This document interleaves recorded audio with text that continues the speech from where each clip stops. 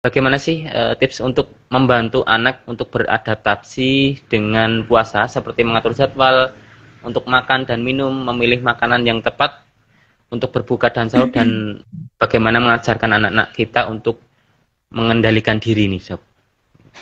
Iya, ya. Jadi memang kan harus bertahap ya. Mengenalkan konsep berpuasa kan juga harus bertahap. Untuk usia 4 sampai 5 tahun mungkin sebatas kita mengenalkan bahwa kita harus menahan diri dari makan dan minum dulu ya, Mas Diki ya.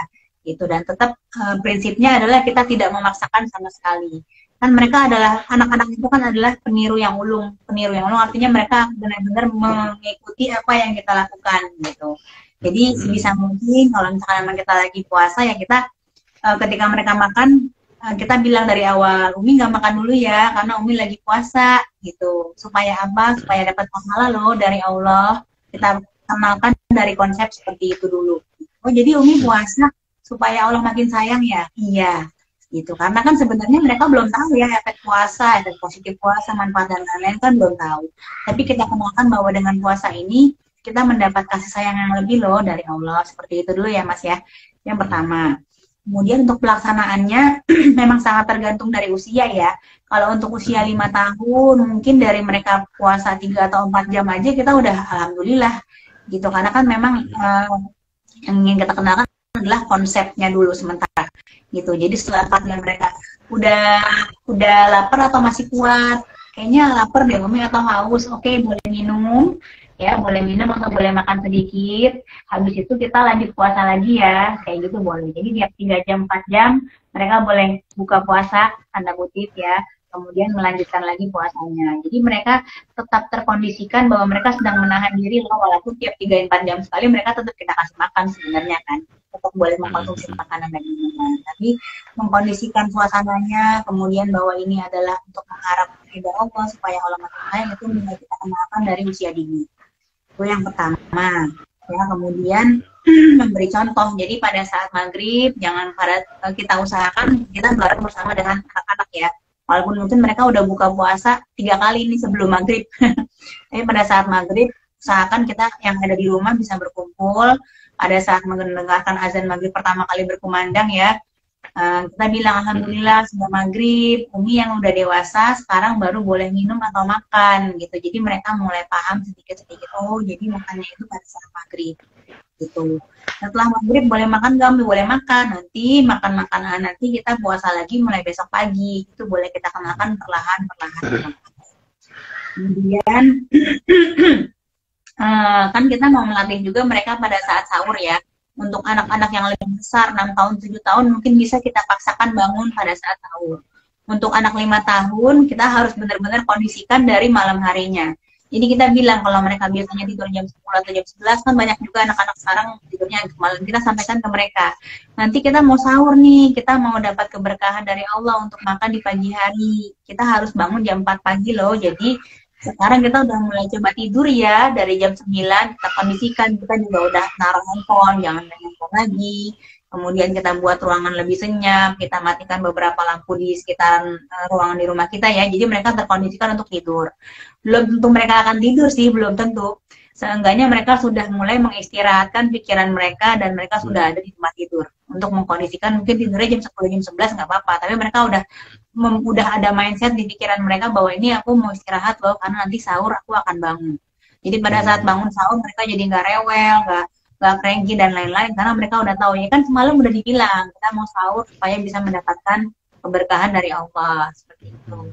Tetap berulang ya Mas ya untuk 5 tahun, jangan-jangan 30 hari kita puasa, 30 hari kita sampaikan hal yang sama gitu, karena daya tangkap anak kan beda-beda ya, kedewasaan mereka dalam menangkap pembicaraan dari kita kan juga beda-beda, ada yang cepat nggak ada masalah, ada yang lebih lambat nggak apa-apa, prinsipnya adalah berulang-ulang kita sampaikan itu pengulangannya tuh. Kemudian berikan apresiasi, jadi misalnya mereka bangun sahur aja kita udah bisa kasih apresiasi ya.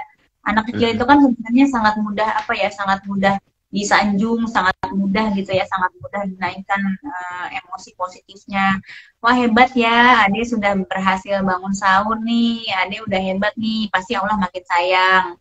Dengan kata-kata sesimpel itu mungkin bagi kita yang dewasa, apaan sih gitu ya, tapi buat mereka tuh bisa memberikan dampak dan efek yang besar buat mereka. Jadi kita jangan lupa sebagai orang tua harus terus belajar ya, belajar memberikan apresiasi atau memuji anak-anak kita. Jam 4 mereka sahur ya, mereka ngantuk lagi jam 5, setelah subuh boleh tidur lagi.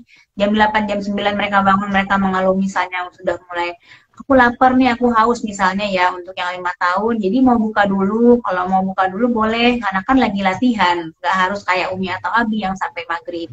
Silakan, setelah itu nanti kita lanjut puasa lagi ya. Ketika mereka udah bilang iya, walaupun akhirnya nanti ternyata sejam kemudian mereka minta minum lagi, samanya kita udah kasih apresiasi lagi.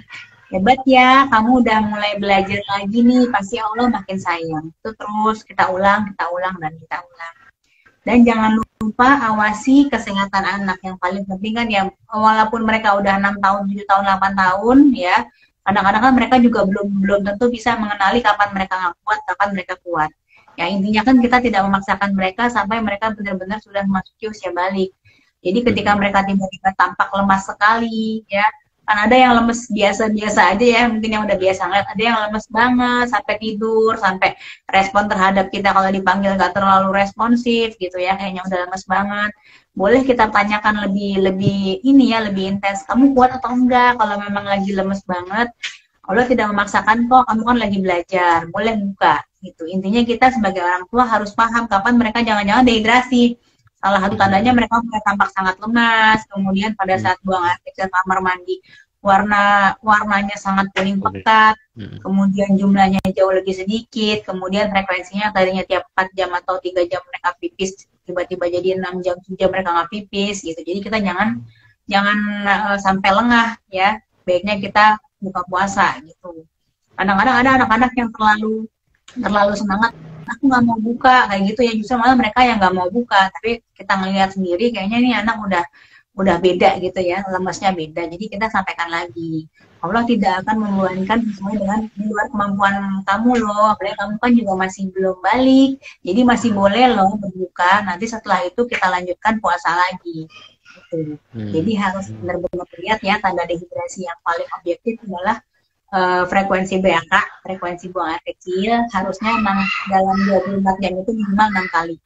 Kemudian jumlahnya lebih sedikit, warnanya sangat kuning pekat, matanya cekung ya, tandanya mereka dia kurang asupan atau kurang cairan, atau bibirnya sangat kering, lidahnya sangat kering, anaknya tampak lunglai gitu di tiduran aja. Mungkin kita bisa evaluasi lagi, jangan-jangan mungkin mereka harus berbuka lalu melanjutkan lagi belajar puasa.